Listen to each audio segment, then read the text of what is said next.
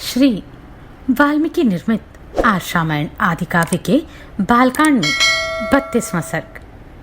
आप सभी से अनुरोध है कि यदि आप इन वीडियोस को लाइक, शेयर या सब्सक्राइब नहीं भी कर सकते तो इन्हें पूरा अवश्य सुनें। विश्वामित्र जी कहते हैं, श्री राम पूर्व काल में कुश नाम से प्रसिद्ध एक महातपस्वी राजा हो गए हैं। वे साक्षात ब्रह्मा जी के पुत्र थे। उनका प्रत्येक व्रत एवं संकल्प बिना किसी कलेश या कठिनाई के ही पूर्ण होता था।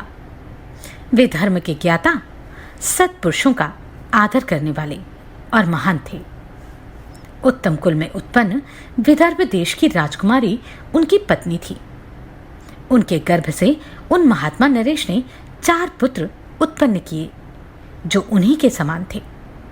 उनके नाम इस प्रकार हैं: कुशांब, कुशनाभ, आसूत रजस तथा वसु। वे सबके सब तेजस्वी तथा महान उत्साही थे। राजा कुश ने प्रजा रक्षण रूप क्षत्रिय धर्म के पालन की इच्छा से अपने उन धर्मिष्ठ तथा सत्यवादी पुत्रों से कहा, पुत्रों, प्रजा का पालन करो, इससे तुम्हें धर्म का पूरा पूरा फल प्राप्त होगा। अपने पिता महाराज कुश की यह बात सुनकर उन 4 लोक शिरोमणि नरश्रेष्ठ राजकुमारों ने उस समय अपने अपने लिए पृथक पृथक नगर निर्माण कराया। महातेजस्वी कुशांब ने कौशांभी पुरी बसाई, जिसे आजकल कौसम कहते हैं। धर्मात्मा कुशनाभ ने महोदय नामक नगर का निर्माण करवाया। परम बुद्धिमान असूर्त रजस ने धर्माण्य नामक एक श्रेष्ठ नगर बसाया तथा राजा वसु ने गिरिव्रज नगर की स्थापना की।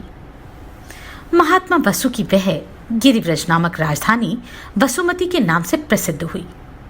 इसके चारों ओर ये श्रेष्ठ 5 पर्वत सुशोभित होते हैं। यह रमणीय सोन नदी दक्षिण पश्चिम की ओर से बहती हुई मगध देश में आती है, इसलिए यहाँ सुमागधी नाम से विख्यात हुई। यह इन 5 श्रेष्ठ पर्वतों के बीच में माला की भांति सुशोभित हो रही है।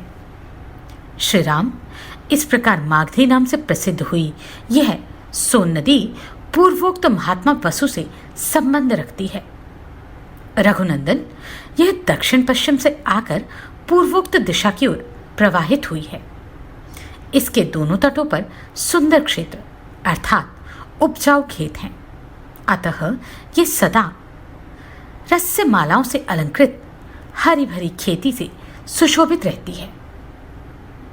रघुकुल को आनंदित करने वाले श्री राम धर्मात्मा राजश्री कुशनाभ ने घृताची अप्सरा के गर्भ से परम उत्तम 100 कन्याओं को जन्म दिया। वे सबकी सब सुंदर रूप लावण्य से सुशोभित थी। धीरे धीरे युवावस्था ने आकर उनके सौंदर्य की और भी बढ़ा दिया। रघुवीर एक दिन वस्त्र और आभूषणों से विभूषित हो वे सभी राजकन्याएं उद्यान भूमि में आकर वर्षा ऋतु में प्रकाशित होने वाली विद्युन्मालाओं की भांति शोभा पाने लगी। सुंदर अलंकारों से अलंकृत हुई वे अंगनाएं गाती बजाती और नृत्य करती हुई वहां परम आमोद प्रमोद में मग्न हो गई। उनके सभी अंग बड़े मनोहर थे। इस भूतल पर उनके रूप सौंदर्य की कहीं भी तुलना नहीं थी। उस उद्यान में आकर वे बादलों के ओट में कुछ छुपी हुई तारिकाओं के समान शोभा पा रही थी। उस समय उत्तम गुणों से संपन्न तथा रूप और यौवन से सुशोभित उन सब राजकन्याओं को देखकर सर्वस्वरूप वायु देवता ने उनसे इस प्रकार कहा, सुंदरियों, मैं तुम सबको अपनी प्रेयसी के रूप में प्राप्त करना चाहता हूं। तुम सब मेरी भार्याएं बनोगी। अब मनुष्य भाव का त्याग करो और मुझे अंगीकार करके देवांगनाओं की भांति दीर्घायु प्राप्त कर लो। विशेषतः मानव शरीर में यौवन कभी स्थिर नहीं रहता, प्रतिक्षण क्षीण होता जाता है। मेरे साथ संबंध हो जाने पर तुम लोग अक्षय यौवन प्राप्त करके अमर हो जाओगी। अनायास ही महान कर्म करने वाले वायुदेव का यह कथन सुनकर वह 100 कन्याएं अवहेलना पूर्वक हंसकर बोली, सुरश्रेष्ठ, आप प्राणवायु के रूप में समस्त प्राणियों के भीतर विचरते हैं, अतः सबके मन की बातें जानते हैं। आपको यह ज्ञात होगा कि हमारे मन में आपके प्रति कोई आकर्षण नहीं है। हम सब बहनें आपके अनुपम प्रभाव को भी जानती हैं, तो भी हमारा आपके प्रति अनुराग नहीं है।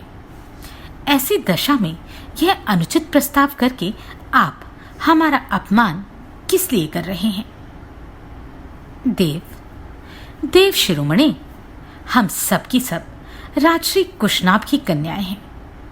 देवता होने पर भी आपको शाप देकर वायुपद से भ्रष्ट कर सकती हैं, किंतु ऐसा करना नहीं चाहती, क्योंकि हम अपने तप को सुरक्षित रखती हैं। दुर्मते, वह समय कभी ना आवे जबकि हम अपने सत्यवादी पिता की अवहेलना करके कामवश या अत्यंत अधर्मपूर्वक स्वयं ही वर ढूंढने लगे।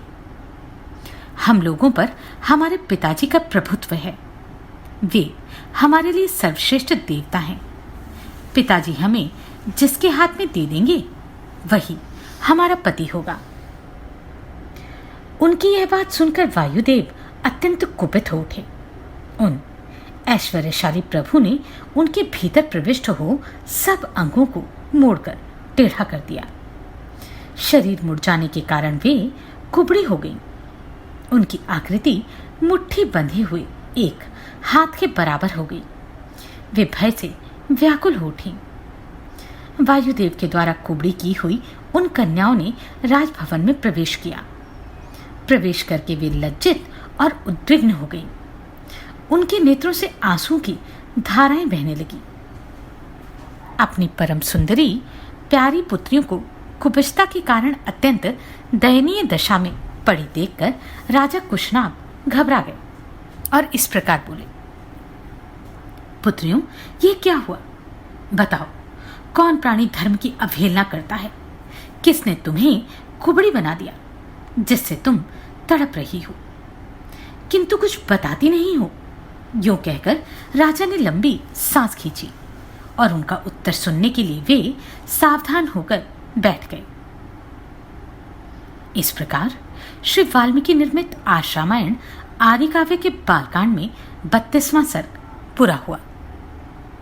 आप सभी को कोटि कोटि साधुवाद। आपने इन वीडियोस को इतना प्रेम दिया। नमस्कार, मैं आभा शर्मा जावास। यदि आपको मेरा ये प्रयत्न सराहनीय लगा हो तो मुझे सब्सक्राइब करके प्रोत्साहित करें।